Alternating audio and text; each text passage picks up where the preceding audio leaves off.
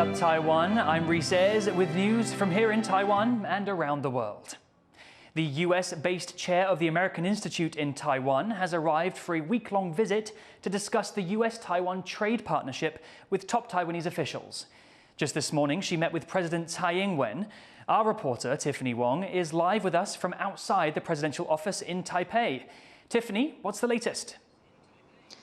This morning, AIT Chair Laura Rosenberger met with Taiwan's President Tsai Ing-wen to reaffirm the U.S.'s ties with Taiwan, saying that they are rock solid and that Taiwan remains a close friend of the U.S.'s. Now, this was Rosenberger's fifth visit as AIT chair, a position which she assumed last year, and President Tsai Ing-wen thanked her for her continued commitment to U.S.-Taiwan relations. Now, Rosenberger said that Taiwan's elections in January set a strong example for democracies around the world, and she also reflected on their shared accomplishments over the past year, including continued support for Taiwan's self-defense capabilities, and said that she looked forward to continued cooperation in terms of trade and cultural exchange. Now, Tiffany, another significant visit is happening today. Taiwan's former President Ma Ying-jeou is heading off to China, where he's expected to meet with Chinese President Xi Jinping.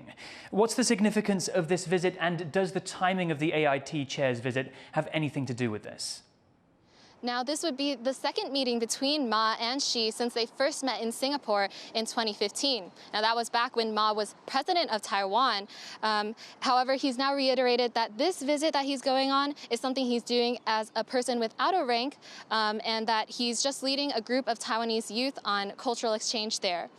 However, Ma is still a strong opposition leader in Taiwan. He's repeatedly promoted closer ties with Beijing and also said that Taiwan has to trust Xi. So there's been some speculation that this visit is something they're doing ahead of a tense moment where President-elect Lai Ching-te is set to take office, a move that Beijing strongly opposed. And earlier this morning, when AIT Chair Laura Rosenberger met with President Tsai Ing-wen, she also said that she hoped Taiwan could maintain the status quo, maintain peace and stability across the strait. And she'll be meeting with President-elect Lai Ching-te later this afternoon, something we'll have more updates for you later. Thank you, Tiffany. That was our reporter Tiffany Wong, live in Taipei. So, as we just heard from Tiffany, Taiwan's former President Ma Ying-jeou has set off on an 11-day trip to China. Ma says it will be focused on trying to keep peace and stability in the Taiwan Strait. 再一次的访问大陆，就是希望在当前两岸情势紧张的时候，传递我们台湾人民爱好和平，希望两岸交流，避免战争的心声。 Ma is leading a student delegation to China. He will reportedly also sit down with Chinese President Xi Jinping in Beijing in what would be the pair's second meeting. Ma visited China last year but did not go to Beijing or meet with Xi.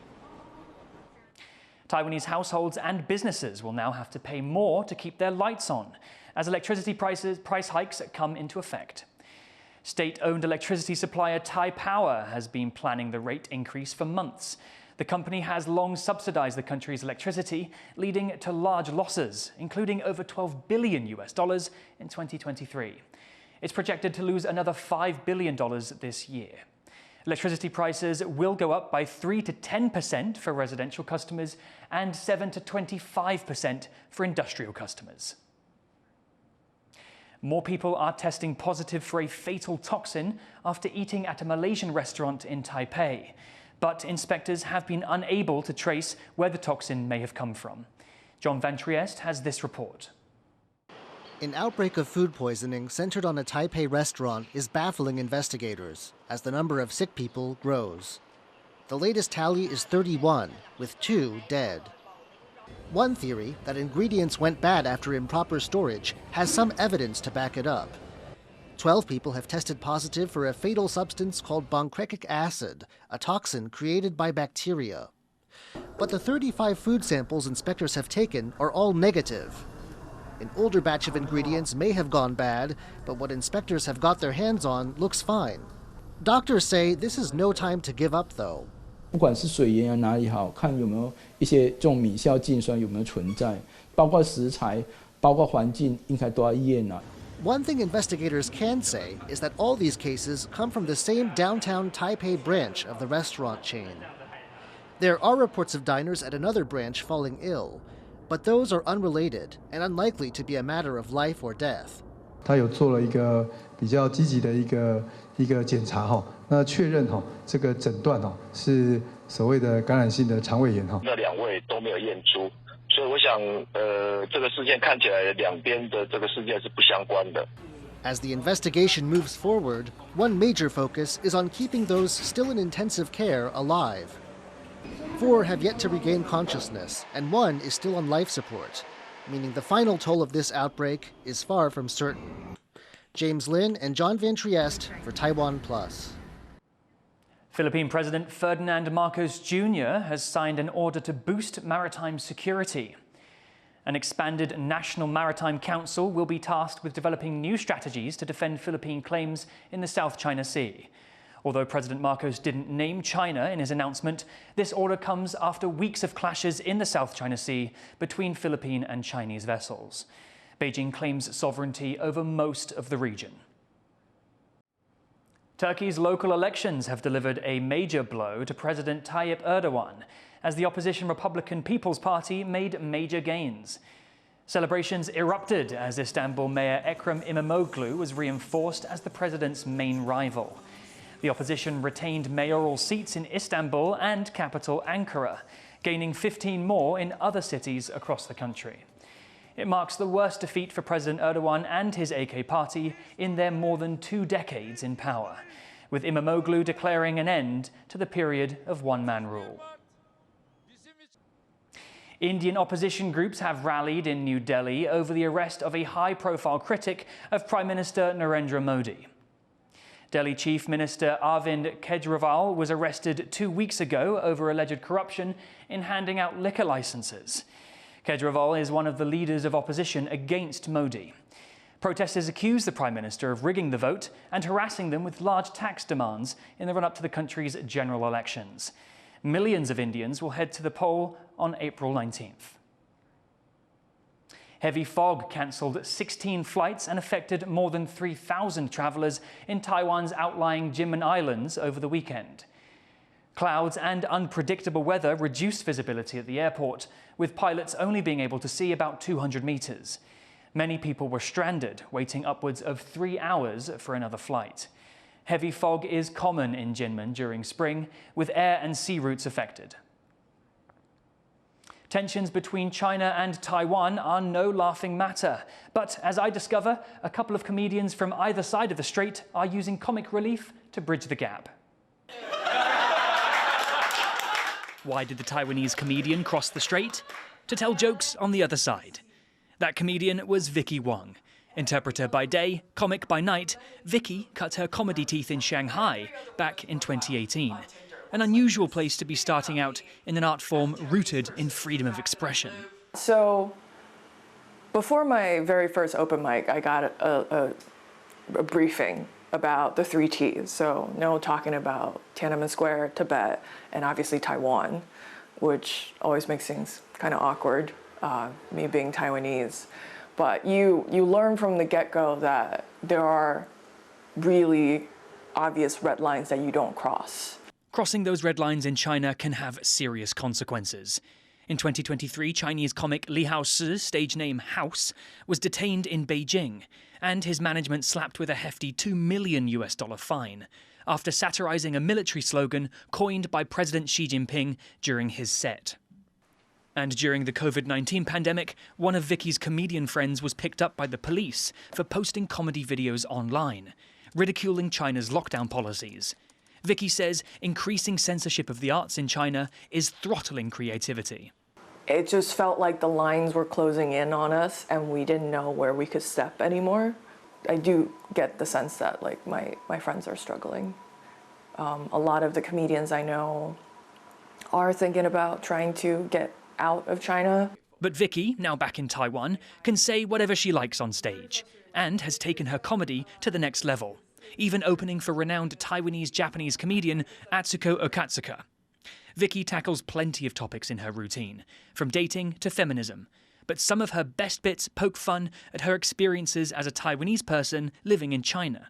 But the real sin of me for being a bad Taiwanese person is the fact that I lived the last 10 years in China.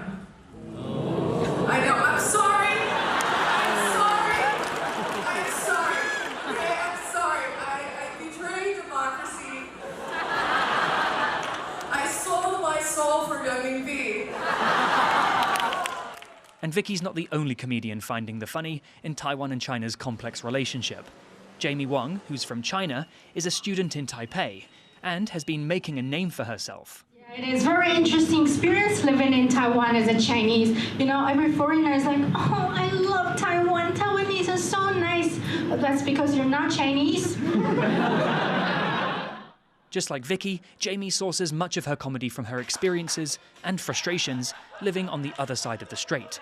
As a Chinese national studying in Taiwan, Jamie doesn't have access to the same benefits as citizens from other countries, including health insurance or the right to work part-time. So I think it's kind of like a bittersweet feeling that I love this place a lot, but also I feel like I'm not welcomed, or people don't see me as what I am, but see me as like a stereotype. And I also experience like Chinese people are very like dehumanized in other people's eyes. Censorship and discriminatory policies aren't the only challenges comics like Jamie and Vicky face.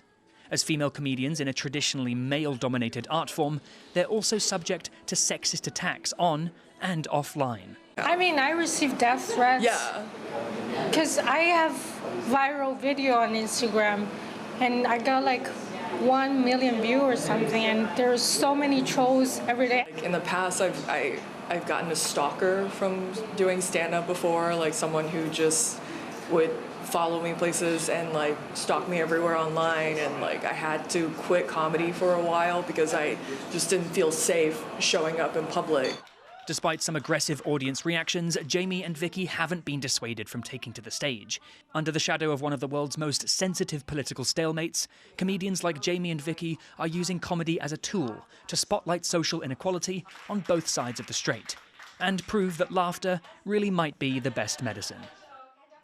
A Little League team in the southern county of Taidong are using virtual reality to help with their training. Jaime Okan has more. These Little League players from Taiwan's southeast are training with a modern twist. Their school has brought in virtual reality to boost the team's skills. The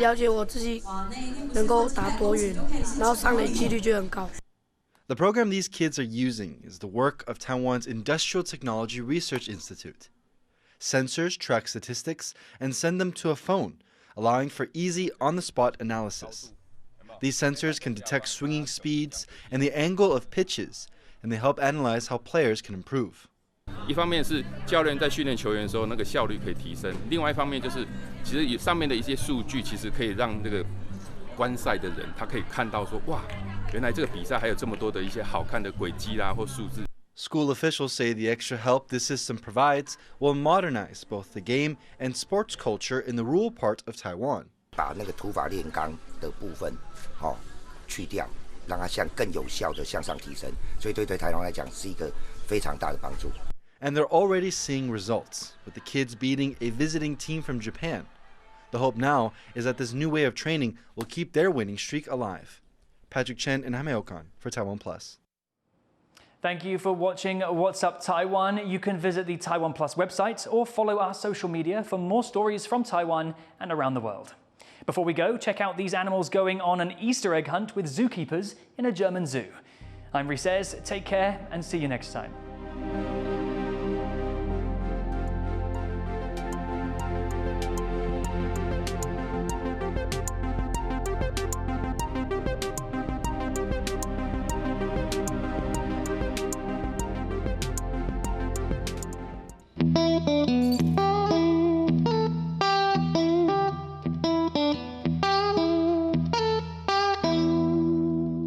I'm Joyce Sun in Kumamoto, Japan, and you're watching TaiwanPlus News, a voice of freedom in Asia.